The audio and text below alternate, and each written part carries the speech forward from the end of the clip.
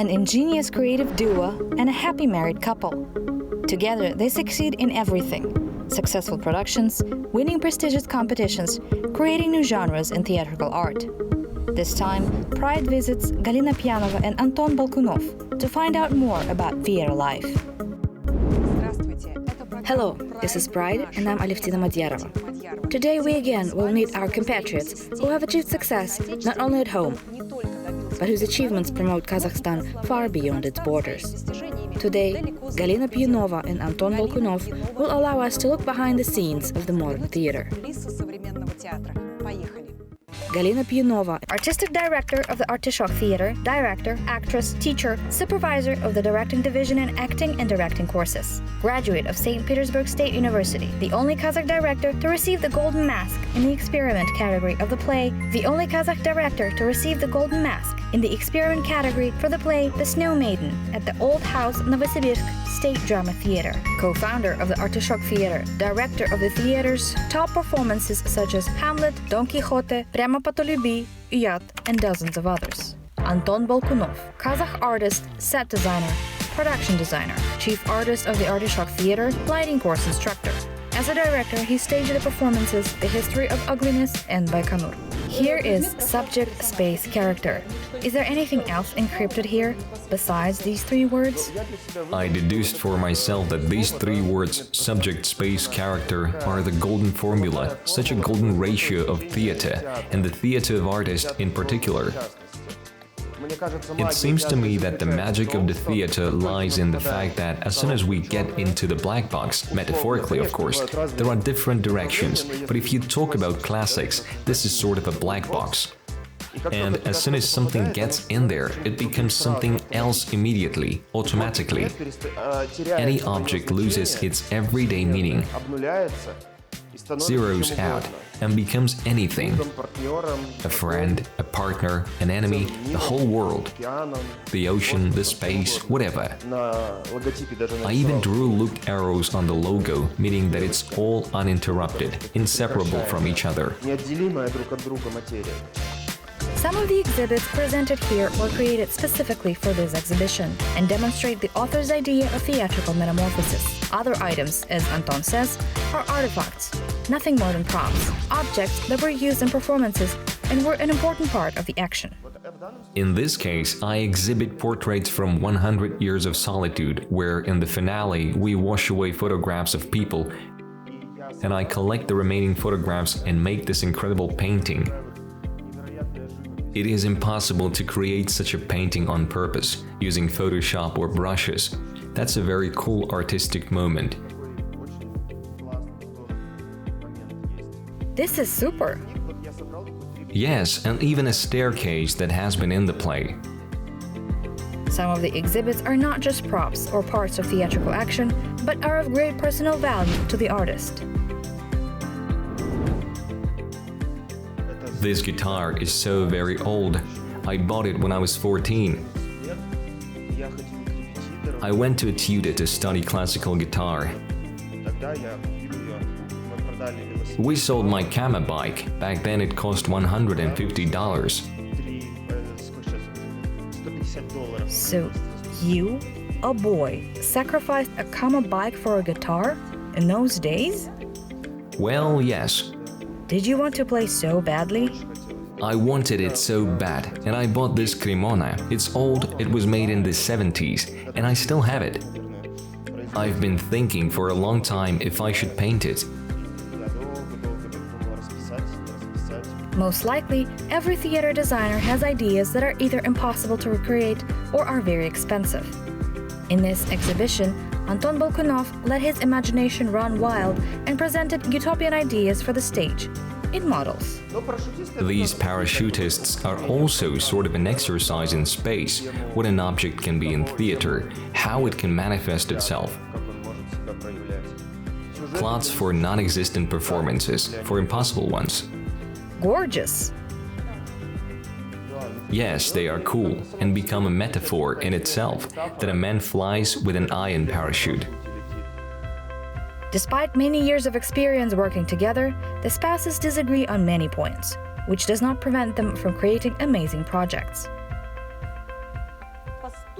Our actions are similar and life shows that we are super partners. That is, what we do together is always successful. It has some kind of response. We are diametrically opposite in our art, and sometimes it's impossible for me, sometimes it's impossible for Anton. We are that different. I am a minimalist. I am always for acting. A chair and an actor are enough for me.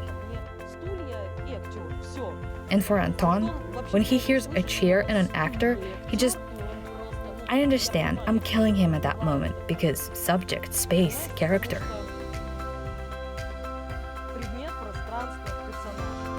Maybe it is these views on the same issues from different angles that make this creative union so successful. Still, I think it's more Anton's genius. We are always fighting when working, and fighting hard, and all the guys already know this. They just wait for it to end, because they know that there will be some kind of a result in the end. We're learning. I am learning to be silent. Anton just leaves, because sometimes we just explode. Anton, of course, explains very precisely, not just as an artist, but in general as a creator, albeit through insults, through harshness, but I know that he says important things, constructive, and most importantly, that these things are very creative.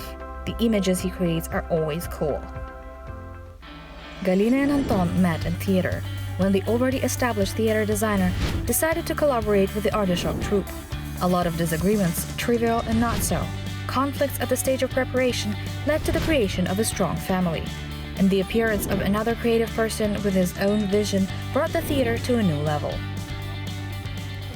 We in Artishock have come up with such an attitude for ourselves. The viewer is always right. If the viewer leaves the performance, this is not his problem, this is our problem. This means that we did not agree with him on something, or during ticket sales he did not understand that he was going to such kind of a theater, or to such kind of a performance that he did not want to watch, or within the performances, something happened. The energy fell, something we did not do right, we conveyed something differently. Maybe we were too aggressive, you never know. Galina Pyanova began her journey to the theater stage early enough. An unusual acquaintance led her into the profession. I realized that I want that in the second grade. To be honest, everything was very primitive. I was at a friend's place, at a birthday party, at about 8 years old. And her aunt was an actress. And we lived in the Рабочий settlement in Almaty. Her aunt was an actress of the Mayakovsky Theater, which was on a tour at that time. And I walk in and don't understand what is happening because an unimaginable woman is sitting. Unimaginable. She was incredible, an alien. Maybe she was not as beautiful as I was impressed by her. She was telling something and everyone listened to her attentively. She played the piano, joked in a hoarse voice. Somehow that made an impression on me. I remember vividly, this was the point that I thought that apparently I wanted this way. These childhood dreams were immediately followed by real work and acquaintance with true masters of theatrical art of that time. There was a teens club at the theater. We were in the club, but we did not play. We knew everything about the theater. We worked in the shops, we glued something, molded something, helped do some big decorations. Naturally, there was a lot of professional communication with us. Endless meetings with the directors who came in large numbers, with the actors who were very frank with us. We were allowed on all rehearsals. We were allowed backstage, and we watched. It's so exciting to sit at Preobrazhensky's rehearsal while he rehearses Wolf from Wit. I would like to sit at that rehearsal again. I remember everything. At that moment, the aspiring artist did not even suspect that someday she would become the founder of the most popular modern theater in the country. I graduated high school, then I got into an acting school. After that, I went places, applied everywhere. I was smart. I went to the masters. I chose the masters. But everyone to whom I went did not want me for some reason. So in the end, I got to a university in Almaty. After that, I left for Omsk. I was invited to Omsk. The director saw me in Almaty and took me to Omsk. I worked there for 1 season.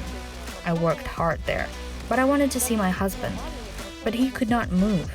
I got married too early.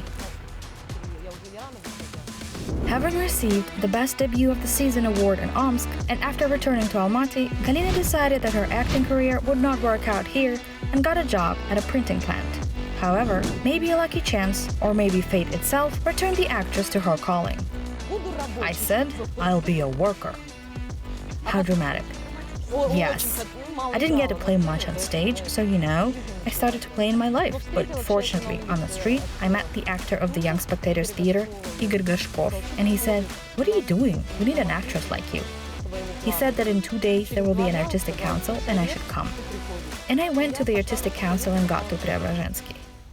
It was there that the friendship, which later gave Almaty the Artichoke Theater, began. Galina immediately developed a very warm relationship with Veronika Nasalskaya, which eventually grew into a bright creative unit. We had a favorite game. We loved the literature about Vakhtangov. At that time of our life, we idolized Yevgeny Vakhtangov and everything that was connected to him, and Mikhail Chekhov. And we pretended that I am Mikhail Chekhov. I looked more like him. And Veronika, since she had Armenian roots, was Yevgeny Vakhtangov. Within the theater, we even addressed each other in this way. She would call me Misha, and I would call her Zhenya. In front of all of our colleagues, she would be like, I am Zhenya, she's Misha. And this is how we talked, because these people gave us energy and inspiration. And then one actress asked us why we do this. I said, well, she's Vakhtangov, I am Chekhov. She replied, you guys are so cocky.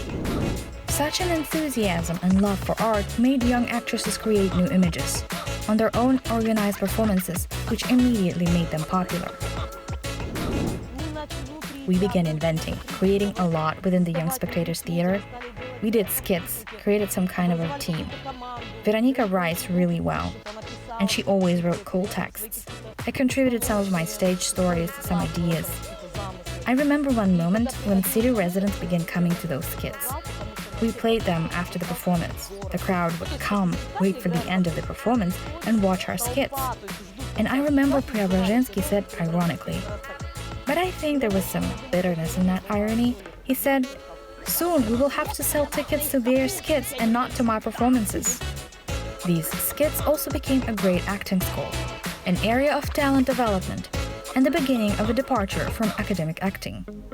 There was a time when we took master classes with Markus Zenner, a Swiss performer. He came to Almaty and was conducting master classes in professional improvisation. Ads for this were hanging in all theaters, but not every actor decided that this was a good opportunity.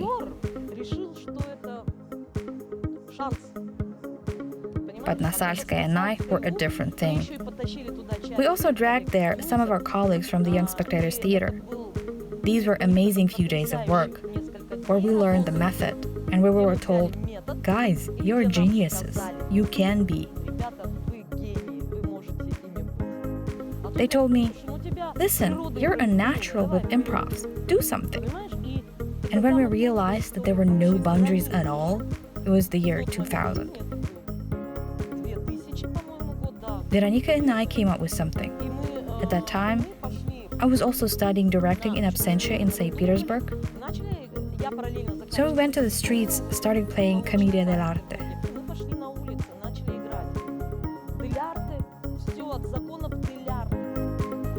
These improvisational performances on the streets of Almaty became the starting point of a very big business, the emergence of an independent modern theater, Artichoke.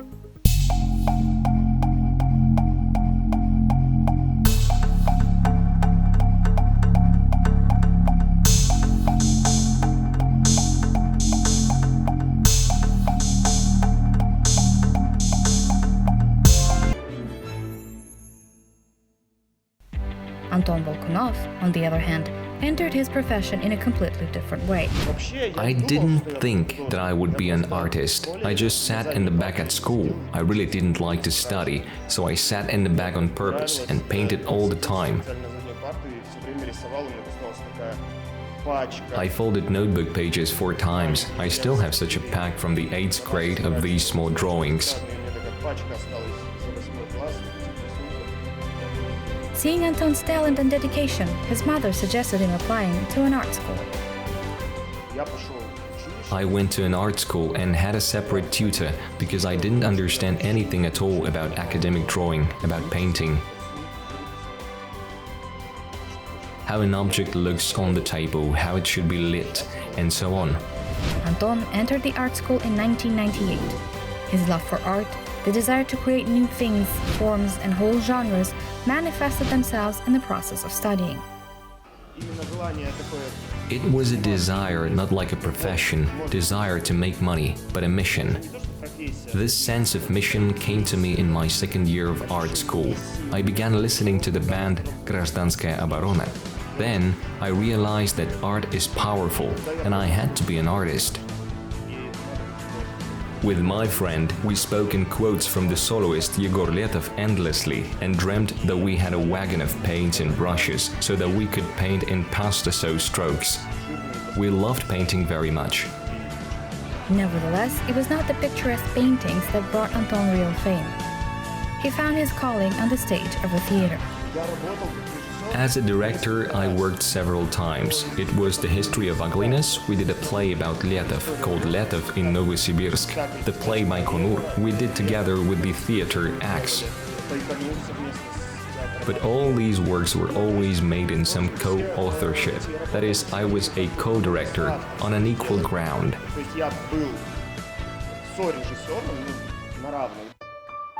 Even in the credits for some productions, it was decided to write the authors of the play instead of dividing each of their responsibilities.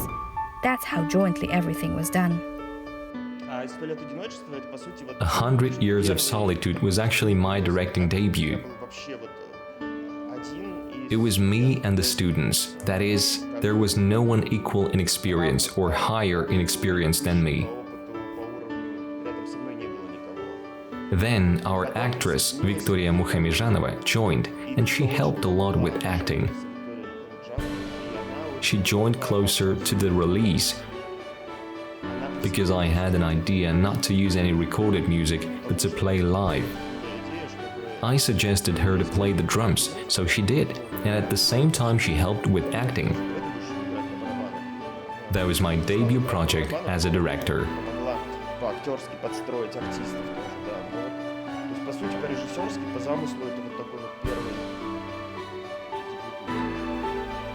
To some, Anton's original directorial decisions may seem eccentric, but when creating productions, the director plays by his own rules. I remember that once we came to rehearsal, and there they were throwing raw eggs at a boy. Of course, I could not suspect that this was a scene from a future performance. Yes, it was a scene from a performance. We worked with etudes. Since it is also a learning process, and even despite that, this is a correct, healthy process in the theater. Not like when a person comes with a project and tells everyone what to do. You stand here, you stand there, the light is from here, the sound is like this, and done, premiere. The correct way is when the actors create it all together. And your task is not to walk around criticizing, but rather to guide people, suggest some moves, options. Of course, you would bring the material, give it some form, define the rules of the game, and then work together. And then, a scene after scene, 70–80% was invented by the students. I directed, offered them some options, came up with the framework for the performance, how to make such a huge novel an hour and a half long, which way to go in order to properly structure it, invited them to work on this structure. And we needed to decide on the scene with the shooting of the colonel, because the shooting of the colonel is the key scene with which the book begins. How can you shoot him? We took some fake guns, made a bang, and he supposedly died. This is not the kind of theater where people fake something. It should be for real. If they need to fight with belts, they will for real. The guys offered this idea with X, very cool, and we went with it. And it works as such an act of direct influence on the viewer. И он работает как именно такой акт такого вот прямого воздействия со зрителем. It was an impressive work. I am one of those people who could not imagine how this novel could be staged at all. But it turned out that it's possible. Yes, I think that the format of the artist, theater of the artist becomes handy here. You can show some storylines using pictures. If we were dealing with dramatic material, we would have to contrive something complex, make an explication, some shortened version of the novel, make it a full-on theatrical play. This would be utopia, I think, because how? You will definitely cut away something useful. If you edit, you most likely will lose the atmosphere.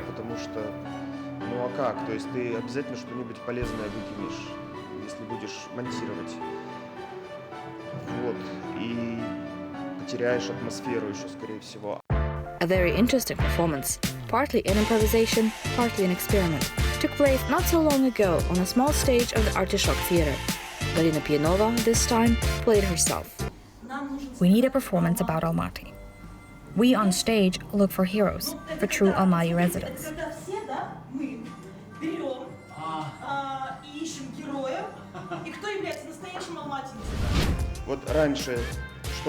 Before, in order to store 1 megabyte of information, people built whole huge rooms, huge computers. Then formats progressed. Floppy disks, CD disks appeared, and now a small flash drive can contain gigabytes, even terabytes of information. The theater of the artist is about the same thing. It is such a medium that can carry a lot of information. That is, the amount of information per unit of time can be big, because it works like a smell. You know, sometimes when you walk along the street and smell something, and in 1 second just a train of information rushes through your head. You could be reading a book for a week, consume information bit by bit, letter by letter, and then a smell can make a train of information rush through your head. This is the power of visual theater. It activates abstract thinking.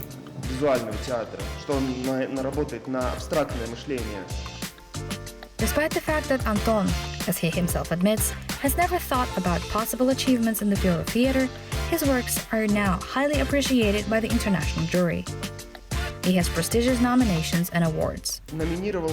We were nominated and won a Golden Mask for the performance The Snow Maiden, which we did with Galina in Novosibirsk in 2016, with Alexander Manotskov as the composer. I was a production designer there. We also had a costume designer, a lighting designer. There was a large crew. So it was nominated and received the Golden Mask. And not so long ago, on the previous Golden Mask, The Tale of Bygone Years was also nominated, which we made with director Alexander Yanushkevich from Minsk in a puppet theater in Tolyatti. And it's performative too.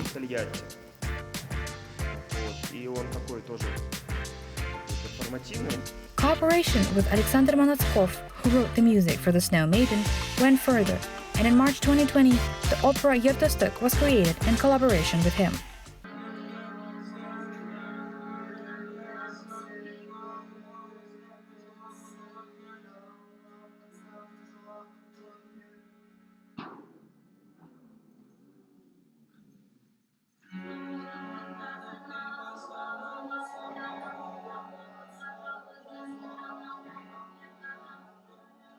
Yertostuk became a kind of symbol. Its premiere was scheduled for March 17th. On that day, a strict lockdown was introduced in Almaty. Thus, we saw the first online production. It was decided not to cancel the premiere, and the actors played in an empty theater hall. Despite the unstable situation with the work of theaters during the pandemic, the preparation of new performances in the Artichoke does not stop. You have to constantly invent something, quickly, some new format, something mainstream.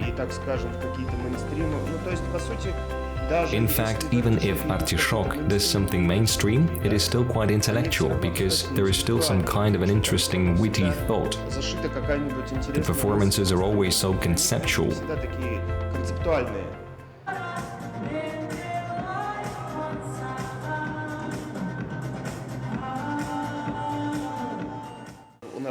спектакль «Лихорадка». We have a performance called Saturday Night Fever, a kind of an anti-crisis performance, because it was created during the pandemic.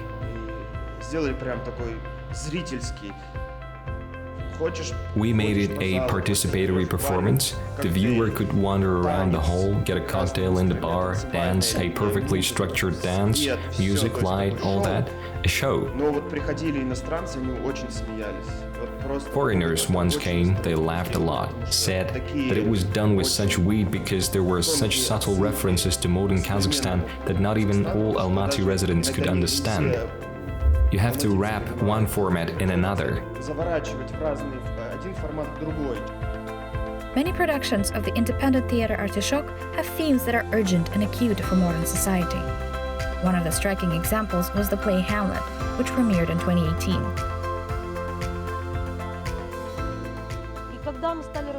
When we began to analyze Hamlet, we felt absolutely sorry for those in power. We even started loving them. We began to understand what is generally happening in the world, that God is above us all and nothing can be done about it.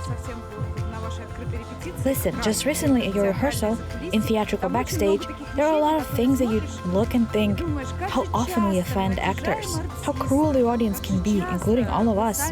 How do you even cope with all of that?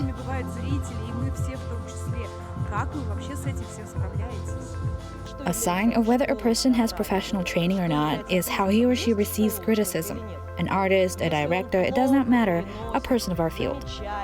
If his pride and ego get hurt, this is immediately a sign that a person does not have a professional training.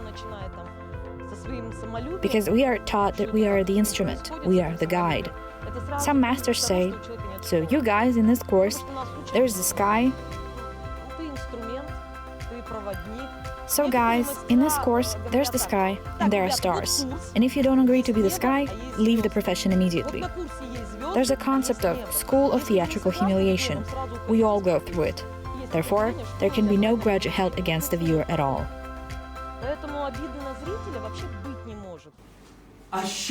And happiness was so possible, so close. But my fate is already decided. Но судьба моя. I may have acted inadvertently. Само понятие художника, оно же как бы растет, то есть когда Just recently at your rehearsal, in theatrical backstage, there are a lot of things that you look at and think, how often we offend actors, how cruel the audience can be, including all of us. How do you even cope with that? And happiness was so possible, so close, but my fate is already decided. I may have acted inadvertently. То есть я как бы художником остаюсь, но территория моих инструментов разрастается, расширяется. The Artichoke Theater has big plans for the future. New faces appear, scripts of modern authors are explored, and the classics is revived. When you ask creative people what they dream about, what they're going to do in the upcoming years, their answer is always related to art. I surely want the Artichoke Theater to continue working, because I really like the Artichoke Theater in its current state. I like it with a mature team. I enjoy spending time with the people who come out on stage with me as partners, whom I watch as a director. The mature team is the older group of Artichoke actors. These are Chingiz, Kuantai, Vika, Nastya, Nursultan. I am fond of everyone, and I like the new generation. They're amazing. What a blessing that you don't influence this in any way, but they borrow our experience, take our blood. And they are so beautiful, just right. I like such artists. And I really like the creative state of the Artichoke. I would like this to last as long as possible, and with the same people Artichoke currently has, including, of course, the artist, Bolkunov.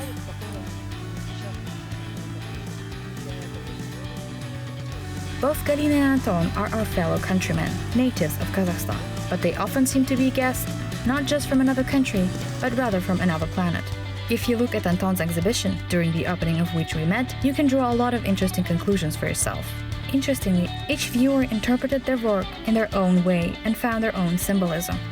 The same can be said about Galina Pyanova's director's metaphors. I think this amazing creative union will surprise its viewers more than once.